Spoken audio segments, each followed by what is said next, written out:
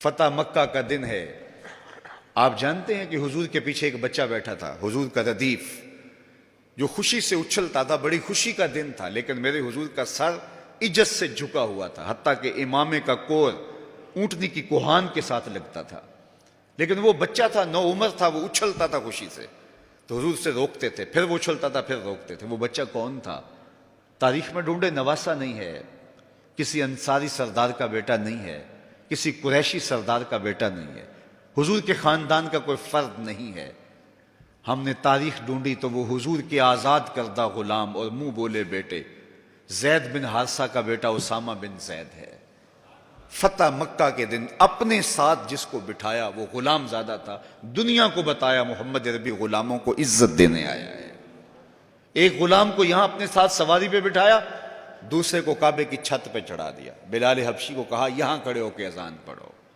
اللہ اکبر!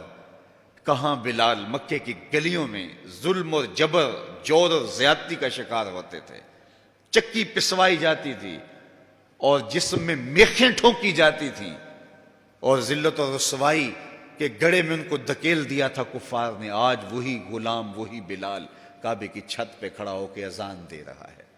اللہ اکبر! میں یہاں کھڑے ہو کے اذان دوں تو رخ کروں گا قبلے کی جانب، اور جب کعبے کی چھت پہ کھڑا ہوں تو پھر جدھر رخ کروں ادھر ہی تو قبلہ ہوگا۔ اب بلال اذان دے رہے ہیں، رخ کدھر کیا؟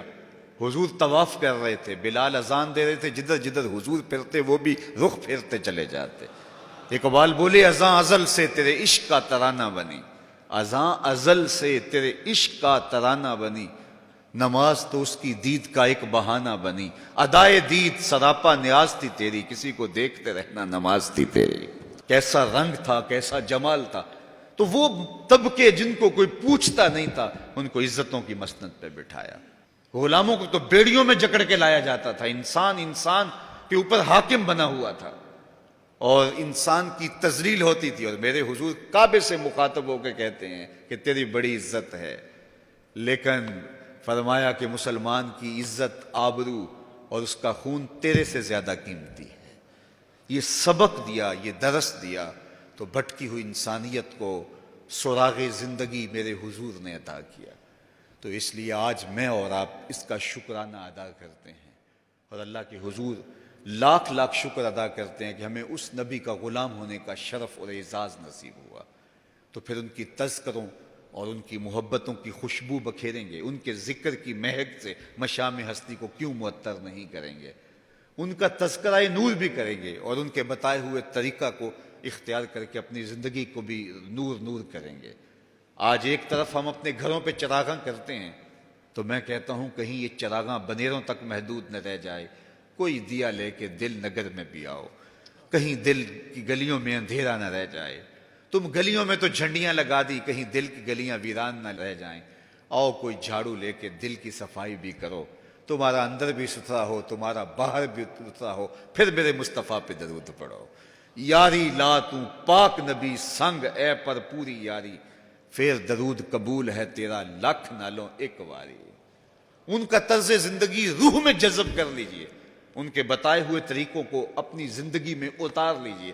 تو ہم اگر اپنی پہچان حضور کے نام سے کرواتے ہیں، اور ہماری ساری پہچان ہے ہی ان کے نام سے، تو پھر ہمارا عمل بھی اس کی گواہی دے، ہمارا رویہ بھی اس کی گواہی دے، ہمارا طرز زندگی بھی اس کی گواہی دے۔ آج بھی اگر اسلام کا دامن پکڑو، وَأَنْتُمُ الْأَعْلَوْنَ إِن كُنتُم مُؤْمِنِينَ، میرے رب نے وعدہ دیا ہے، کافر لگتے کیا ہیں؟ تم مومن بن کے دکھاؤ، عزتوں کا تاج تمہارے سر پہ رکھوں گا۔ لیکن تم تن آسان ہو، تم خواہشات کے بندے بن گئے ہو، آرزوؤں کے غلام بن گئے ہو، اور نعمتیں وہ مانگتے ہو جو بدر اور احد کے صحابہ کو عطا کی گئی۔ کہاں کیسے تمہیں وہ نعمتیں ملیں گی؟